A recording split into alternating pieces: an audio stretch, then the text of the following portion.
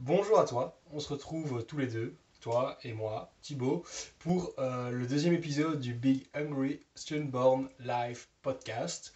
Et aujourd'hui, j'avais envie de discuter d'un sujet qui sera un petit peu différent. Comme je l'avais annoncé dans le premier épisode, je vais parler de plein de trucs, pas forcément en rapport avec le sport. Et aujourd'hui, c'est plutôt quelque chose qui sera en rapport avec la santé mentale et surtout le bien-être psychologique.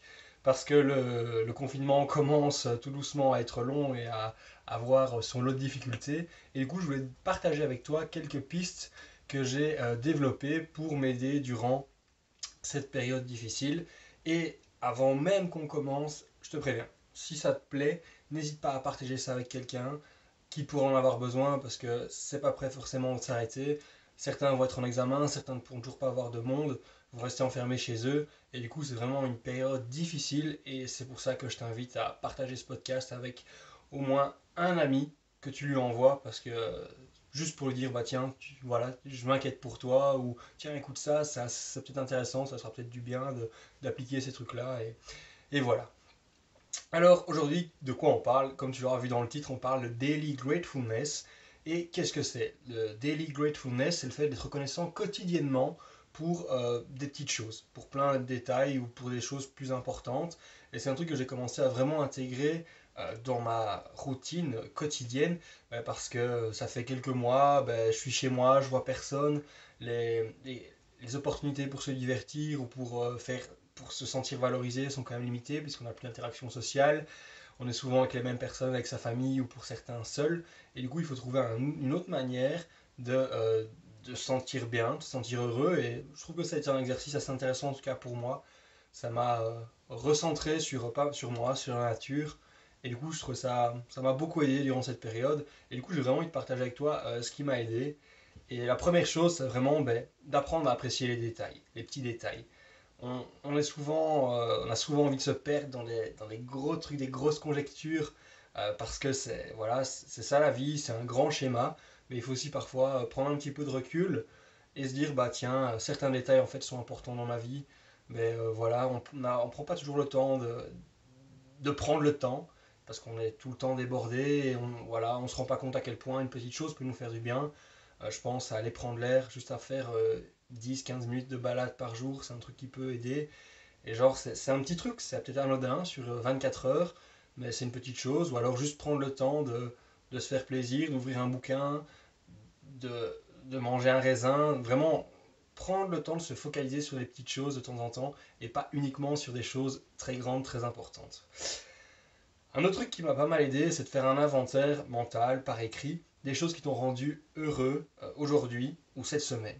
Parce qu'en fin de compte, si tu sais ce qui peut te rendre de meilleure humeur, heureux, eh ben, tu sais exactement ce que tu peux faire dans les prochains jours, dans les prochaines semaines, dans les prochains mois pour te sentir mieux. Et puis le jour où t'es pas bien, si tu sais que, je sais pas, moi par exemple, ça a été la musique, je vais y reviendrai un peu plus tard, un peu plus bas, mais la musique m'a beaucoup aidé durant cette période, d'écouter un certain type de musique m'a aidé et notamment, ça, dès que j'écoute ça, ok, ça change mon état d'esprit, j'ai envie de chanter, j'ai envie de danser, j'ai envie de bouger.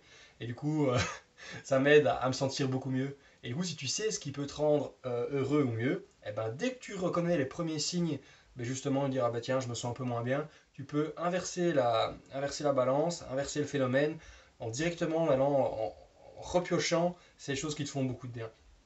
Et du coup, c'est vraiment un truc qu'il faut savoir, il faut pouvoir d'abord identifier. Et du coup, c'est pour ça que faire un inventaire, au moins mental, et si tu as vraiment envie par écrit, ça peut être une super chose. Alors, un autre truc qui fonctionne aussi, et c'est toujours un peu lié à ça, c'est de te remémorer des bons souvenirs. Parce qu'en fin de compte, si tu as eu des moments dans ta vie, des moments que tu as passé avec certaines personnes, tout seul, ou des choses qui t'ont vraiment rendu heureux, tu peux t'en rappeler. Et il y a beaucoup de chances que ça réveille en toi les mêmes émotions que tu as eues à ce moment-là. Et même parfois, c'est même plus fort parce que tu as eu le temps de laisser l'émotion s'installer, de s'intégrer. Tu te rappelleras même de détails que tu n'es peut-être pas rappelé à ce moment-là. Et ça peut être vraiment. C'est vraiment une arme très puissante, les souvenirs. Parfois, ça peut être à double tranchant. Du coup, si tu te sens dans une. Si tu es malheureux ou que tu te sens un peu déprimé, tu auras peut-être aussi envie de te rappeler des souvenirs qui t'ont rendu malheureux ou déprimé.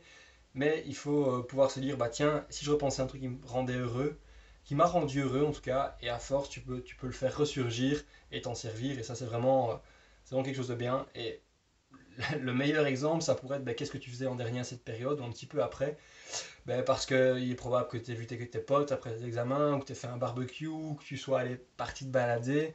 Et du coup, si tu as passé des moments agréables, dis-toi, remémore-les toi. Ainsi, tu pourras te dire, dès que je sors, dès que j'ai l'occasion de refaire ça, je le refais parce que ça m'a fait me sentir tellement bien. Voilà, ça c'était vraiment les trucs liés à la petite liste.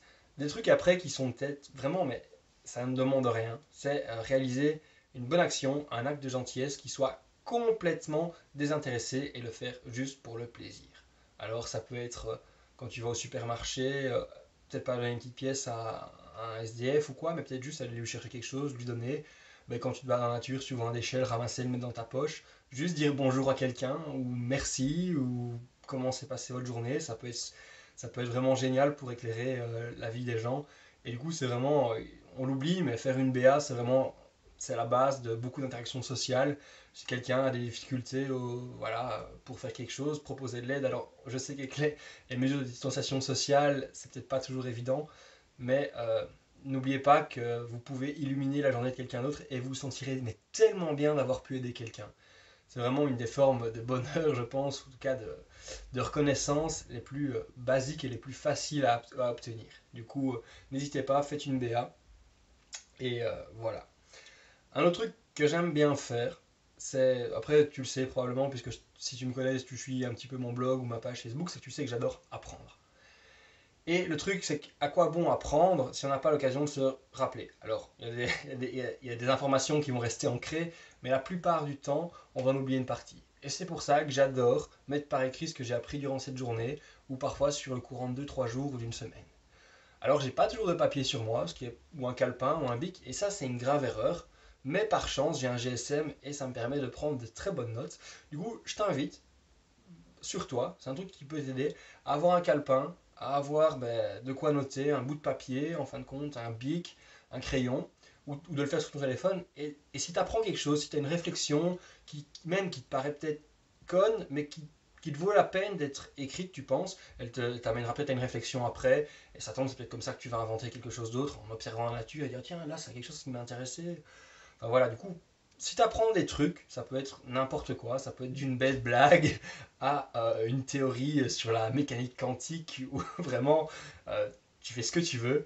Mais quand tu apprends quelque chose, mets-le sur papier, prends note, ça te permettra d'y revenir plus tard et de dire bah tiens, en fait je suis content d'avoir appris ça, ça permet de le consolider et tu vas le garder et puis bah ça te rappellera ce bon souvenir d'avoir appris quelque chose encore une fois. Alors après un truc que j'ai fait, peut-être pas assez durant ce confinement, mais je l'ai fait à quelques reprises et c'est vraiment un truc sur lequel ça m'a fait beaucoup de bien, c'est de dire aux gens ce qu'ils représentent pour toi, ou dire pourquoi tu les aimes, enfin tu les apprécies, en tout cas juste d'avoir un échange avec eux. On le fait pas assez, on est dans une société où avoir des sentiments, c'est souvent, enfin avoir des sentiments ou les exprimer surtout, c'est beaucoup vu comme un signe de faiblesse, ou en tout cas ça ne se fait pas. Beaucoup de gens, hein, on ne se touche pas, ou voilà, se faire un câlin, ou même pleurer, c'est parfois mal vu. Mais, et aussi dire aux gens ce qu'ils représentent pour nous. On ne prend pas assez le temps de le faire parce qu'on est toujours un peu à se forger cette carapace, à se faire une petite bulle dans laquelle on vit, on s'isole parfois un peu plus des autres. Et justement, parce qu'on est chez nous et encore plus isolé, je pense que c'est encore plus important de dire aux gens, parce qu'on ne peut pas leur montrer en les regardant, en leur souriant, avec notre regard, un regard qui peut dire mille choses ou aucune.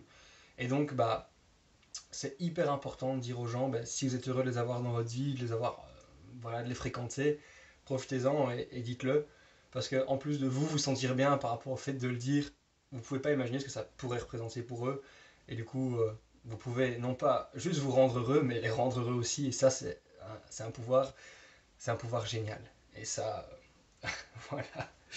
Euh, un truc qui peut être sympa aussi, c'est de partager avec quelqu'un, juste peut-être un voisin, quelqu'un que vous rencontrez dans la rue, quelque chose pour lequel vous êtes reconnaissant d'avoir eu. Ça peut être envoyer un message à quelqu'un et dire oh tiens, salut Fred, salut Janine, ah ben aujourd'hui j'ai eu l'occasion d'aller me balader, ça faisait longtemps, c'était super. Alors ouais, ça peut être peut-être un peu bizarre d'envoyer un message comme ça à quelqu'un, mais c'est quelqu'un que vous connaissez vraiment bien. Eh ben, ah, tiens, allez, il y a quelque chose d'intéressant qui s'est passé dans ta journée et tu racontes un petit peu, bah tiens, moi il s'est passé ça, je suis vraiment super heureux. Et toi, qu'est-ce qui s'est passé? Et genre, juste vous dire, c'est un truc qui vous a vraiment plu. et le raconter à quelqu'un. Alors ça peut prendre 20-30 secondes, pas plus. Ça peut être un petit message, un petit coup de fil. Vous en foutez parce que ça va vous faire aussi remonter ces émotions et vous vous rendrez compte que, en fait, même si vous ne savez pas trop quoi raconter, s'il y a une petite conversation qui s'installe, bah, qu'il y a des choses en fin de compte sur lesquelles vous êtes toujours reconnaissant de votre journée. Même si elle ne s'est pas super bien passée, il y aura toujours un truc, bah, si l'autre personne vous raconte un truc, et bah, toi aussi tu vas dire, ah ben oui, ça me fait penser aussi à ça, et du coup ça va, ah ben ok, finalement, ouais, j'ai peut-être pas passé une si mauvaise journée que ça. Et bon, parfois, si on a vraiment passé une mauvaise journée, ça peut être sympathique d'avoir quelqu'un qui en parlait. Et cette personne-là a eu des bons trucs, des bonnes émotions, bah, on pourra peut-être en profiter aussi. Du coup, ça peut vraiment être une très bonne chose. Alors, un peu plus tôt, j'évoquais le fait que j'avais utilisé de la musique pour animer en moi des bonnes émotions. Et je pense qu'il n'y a pas que la musique. Certains vont dire, bah, moi, c'est en écrivant. Et je le fais aussi parce que quand je tiens un Smart and Strong, j'adore aller chercher l'information, l'intégrer, la comprendre, la reformuler et en fin de compte l'écrire. C'est un truc qui me rend vraiment heureux. Alors ici en cette période, je suis en pleine session d'examen, du coup j'ai pas le temps de m'en occuper, du coup j'ai dû trouver d'autres mécanismes et ça a été notamment la musique. Et c'est vraiment un truc, j'ai découvert en fait la musique, j'ai découvert un petit peu certains styles qui j'aurais peut-être pas pensé écouter il y a un an et maintenant j'adore ça. Notamment toutes des musiques plutôt chill ou même de la country ou ce genre de choses, c'est vraiment hyper chouette. Des musiques de pirates, en fait, ça me fait un peu envie de danser, de chanter, ça me met dans une ambiance un petit peu plus festive, en tout cas, et je me sens vraiment bien. Tout ça, c'est un truc que j'utilise beaucoup. Certains vont dire, bah moi j'ai envie de lire, ça peut être un poème, ça peut être un bouquin, quelque chose qui va vraiment animer en vous des émotions tout à fait positives, et enfin, voilà, vous serez reconnaissant de les sentir, et vous aurez envie de faire ça beaucoup plus souvent. L'autre truc, c'est prendre soin de son corps, parce qu'en fin de compte, tout ce qu'on vit actuellement, on le vit grâce à notre corps et à travers lui. Du coup, il y a un petit peu ça, et il faut se dire, il faut que je prenne soin de ce corps si je veux continuer à pouvoir être bien, en tout cas avoir cette opportunité de bien me voir. Et je pense que ça, c'est vraiment important, et on le fait, tout le monde le fait peut-être pas bien, certains sont peut-être trop pressés, ils n'ont pas le temps. Et comme le monde s'est un petit peu ralenti pour le moment, je pense que c'est vraiment l'occasion de se remettre au centre. Parce qu'on parle beaucoup de santé, et on se dit, souvent la santé, c'est de pas être malade. Mais non, la santé, c'est pas que ça. La santé, c'est aussi dans un climat social qui permet d'être bien, aussi au niveau psychologique, d'être dans un état d'esprit psychologique qui permet justement d'être bien aussi, d'être heureux. Et on peut ne pas avoir de maladie, mais si on est déprimé, si on est tout le temps sous le stress, il est possible qu'on développe certaines maladies à cause de tout stress, d'inflammation, ces mauvaises choses. Du coup, je pense que ça peut être une bonne chose de prendre soin de son corps. Ça peut être juste sortir, prendre l'air, inspirer quelques fois, euh, faire un peu de sport, juste se relâcher, dormir une bonne nuit de sommeil, bien manger. C'est autant de choses qui permettent de prendre soin de son corps et qu'on ne fait pas du tout assez. Un truc qui est pas évident à intégrer, et je pense que ça peut avoir ça peut être à double tranchant, mais c'est voir les difficultés comme des opportunités. Bah ouais, si c'est difficile, on n'a pas envie de le faire, ça nous fait parfois et ça nous fait souvent très peur. Et il faut se dire que si ça nous fait peur, c'est que ça en vaut probablement la peine. Parce qu'on n'a pas envie de rater, on a envie de réussir, et du coup, c'est que c'est important pour nous. Si c'était pas du tout important, on n'aurait pas peur. Et du coup, il faut voir un petit peu ces opportunités, ces difficultés, la peur que ça va engendrer en fin de compte comme une opportunité pour devenir meilleur. Et une fois qu'on aura fait, qu'on aura réussi, ah bah tiens, aujourd'hui je suis devenu meilleur. Et ben là, on va être heureux, on va être reconnaissant d'avoir pris ce risque. Et voilà. Et puis, si ça fonctionne pas, en fin de compte, on aura appris quelque chose et l'expérience, dans un monde comme le nôtre, tout le monde a besoin de faire son expérience pour savoir ce qui fonctionne sur lui, ce qui fonctionne pas. Et du coup, il faut être aussi reconnaissant d'avoir l'occasion de faire ses propres expériences. Parce que certains n'ont pas cette chance-là ou n'auront peut-être pas cette opportunité-là. Et du coup, la saisir et en tirer le maximum, c'est ce qu'il y a vraiment de mieux. Le meilleur exemple avec ça, c'est qu'actuellement, j'ai eu l'occasion de m'entraîner chez moi parce que j'ai du matériel, j'ai pu en avoir un petit peu à prêter. Et il y a plein de gens pour lesquels c'est pas le cas. Alors certains jours ont été vraiment difficiles, j'avais pas envie de m'entraîner, la fatigue, beaucoup de vent dehors. En fin de compte, je me suis dit, moi j'ai cette opportunité là, c'est pas facile tous les jours, je dois la saisir parce qu'il y a plein de gens qui ne l'auront pas. Et je peux vous dire qu'à chaque fois que je m'étais entraîné, que j'avais fait, que j'avais pas envie de le faire au début, ça a été une assez bonne session d'entraînement. Je savais que j'étais devenu meilleur aujourd'hui, que j'avais fait quelque chose que j'avais peut-être pas envie, mais en tout cas ça m'avait rendu bien mieux. Et j'avais fait face à quelque chose qui me mettait un petit peu dans l'inconfort. Alors ouais, je m'entraîne beaucoup aussi, mais il y a des jours qui sont pas forcément évidents, et du coup, c'est bien de faire face à ces petits défis, parce que ouais, après en fait, je dois vraiment être reconnaissant pour l'opportunité que j'ai de m'entraîner, et voilà, certains ne l'ont pas, du coup, c'est un peu de mon devoir de donner le meilleur de moi lorsque je m'entraîne, tandis que d'autres donnent le meilleur d'eux, mais peut-être pas dans des conditions aussi favorables. Donc voilà. Un truc que j'aime bien aussi, c'est se poser, prendre le temps de respirer, d'observer son environnement. Juste, on est toujours aussi, comme je le disais un peu plus tôt, dans un monde qui va très très vite. On ne prend pas de recul, on ne se positionne pas toujours par rapport à des questions qui nous touchent de près ou un peu plus de loin. Et on est souvent, comme on ne prend pas de recul, on est souvent dans la réaction. Du coup, il se passe quelque chose, je réagis directement et voilà, en fait, c'est pas réflexe, c'est inconscient. Alors que le fait de poser, de prendre le temps et après de réagir si ça nous intéresse ou pas, en fait, il faut intégrer ce que vous voulez, c'est laisser venir toutes des informations, des stimuli, et voilà. Puis, il rentre. Et là, vous en sélectionnez ceux qui vous intéressent. Vous les intégrez, et s'ils valent vraiment la peine, vous y réagissez. Et là, on se rend compte qu'en fait, il n'y a pas beaucoup de choses qui nécessitent une réaction.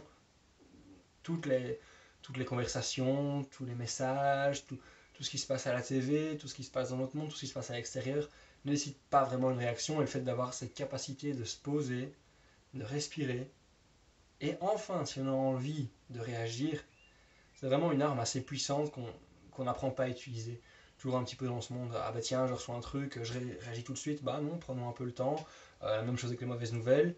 Parfois avec les bonnes nouvelles aussi, ça vaut parfois le temps de se dire, ah bah tiens, je prends le temps d'intégrer cette bonne nouvelle, je profite pour moi, et après je réagis et je partage ça avec les autres. Parce que voilà, ça peut parfois être ça peut paraître parfois un peu égoïste ce que je dis, mais ce qu'on veut c'est d'abord être bien soi-même, et puis on pourra être bien avec les autres. Mais voilà. Deux autres, euh, deux autres trucs qui peuvent être vraiment efficaces, mais qui vont a priori pas être utilisés ensemble ou en même temps, c'est la méditation et la pleine conscience. Alors, la méditation, c'est quelque chose de très neutre, on essaye de ne pas avoir de pensée, on veut juste un petit peu faire le vide. Et on va associer à ça une visualisation par rapport à quelque chose qui nous intéresse, quelque chose qui veut nous calmer. Ça peut être la visualisation d'un geste sportif, ça peut être la visualisation en 4 temps pour une respiration. On peut visualiser un endroit dans lequel on se sent bien ou dans lequel on voudrait être en ce moment. Et on va calquer, on va essayer d'avoir une respiration calme, de se relâcher au niveau musculaire, plein de choses. Et voilà, ça c'est une façon de faire. Et moi je préfère plutôt l'autre penchant, la pleine conscience, parce que c'est un truc que j'utilise aussi dans le sport, ça m'aide beaucoup. En fait, la pleine conscience, ce qu'on veut, c'est, comme je le disais un petit peu plus tôt, c'est s'ouvrir au monde.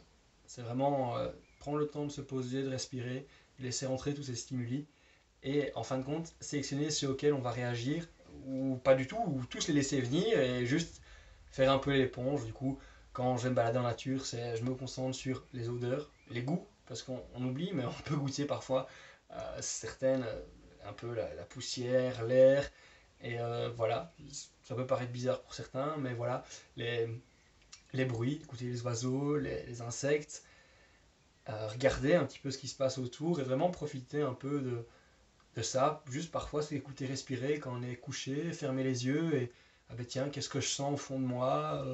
Je sens mon cœur qui bat. Est-ce que j'ai l'impression de sentir aussi un petit peu certains de mes organes qui bougent. Je sens même mon pouls dans mes doigts. Et vraiment, je pense qu'on peut se redécouvrir, on peut redécouvrir le monde en fait ainsi. Et c'est vraiment quelque chose qu'on fait pas assez. Et alors, je parle un petit peu de comment je l'intègre en compétition. C'est que j'ai remarqué que quand je me fermais dans ma bulle, j'avais tendance à pas performer au mieux parce que je suis dans ma bulle et je suis un peu déconnecté de la compétition, alors que quand je m'ouvre, en fait je suis complètement conscient de tout ce qui se passe autour de moi, et du coup je suis bien plus dans ma compétition, même si je laisse venir le bruit, si je laisse rentrer quelqu'un, si on me raconte une blague, je rigole parce que elle me fait réagir, ou je discute avec quelqu'un. En fin de compte, j'arrive à être beaucoup plus dans ma compétition que si j'étais euh, très renfermé sur moi-même, un petit peu comme plus en méditation. Mais voilà, ça c'est plutôt des préférences personnelles, et je pense que chacun peut, je peux choisir ce qui lui convient, mixer un peu les deux, et il y a d'autres gens qui expliquent probablement mieux que moi comment le faire, du coup, voilà. Et enfin, dernière chose que tu peux faire, c'est euh, faire un câlin à quelqu'un ou avoir un contact physique avec quelqu'un. Alors, le fais pas sans sa permission, ça pourrait être vu comme du harcèlement sexuel. Du coup, je voudrais pas que tu te retrouves en prison de ma faute. Tu demandes, mais voilà, ou si la personne exprime son consentement de manière non verbale, ça peut aussi le faire. Mais s'assurer que la personne a bien envie de recevoir un câlin ou quoi, d'avoir un contact physique avec toi, ça peut vraiment juste ne rien dire, faire un câlin, déposer, enfin voilà, faire un câlin à son chien, à sa partenaire, à un ami, à une accolade, ça peut être ce que tu veux. Et voilà, ça ce sont tous des trucs que tu peux utiliser en tout cas. Je pense que c'est des stratégies que j'ai un peu listées, certaines les utilisent, d'autres les utilisent pas. Tu as vu que j'ai développé plutôt certaines et un petit peu moins d'autres. Du coup, ça c'est un petit peu... c'est comment j'utilise tout ça et je pense que c'est vraiment intéressant d'utiliser ces stratégies maintenant. Parce que si on ne sait pas les utiliser quand les moments sont plus difficiles, on ne les utilisera pas quand quand les temps seront meilleurs. Du coup, c'est vraiment le moment de les intégrer. Choisis-en quelques-unes sur lesquelles tu as envie de bosser tous les jours. Essaie de t'octroyer 10-15 minutes pour lesquelles tu vas être reconnaissant de ce que tu as vécu aujourd'hui, hier, cette semaine, et ce que tu vas vivre dans l'avenir aussi. Parce que si tu arrives à te concentrer sur toutes les choses qui te font du bien, mais comme je l'ai dit plus tôt, tu pourras te concentrer sur les choses qui te feront du bien à l'avenir. Et du coup, c'est hyper important. Voilà, c'est ce qui clôture un petit peu cet épisode. J'espère que si ça t'a plu, vraiment partage-le avec quelqu'un, envoie-le. En plus, tu pourras dire à cette personne, bah tiens, je m'inquiète pour toi, ou tiens, je suis reconnaissant de savoir dans ma vie. Et du coup, je pense que ça peut être intéressant pour toi. Euh, voilà, si ça t'a plu, tu peux peut-être lâcher un like ou t'abonner, mais ça c'est plutôt anecdotique, je préfère que tu le partages. Allez, à bientôt et on se retrouve pour l'épisode 3 la semaine prochaine. Salut!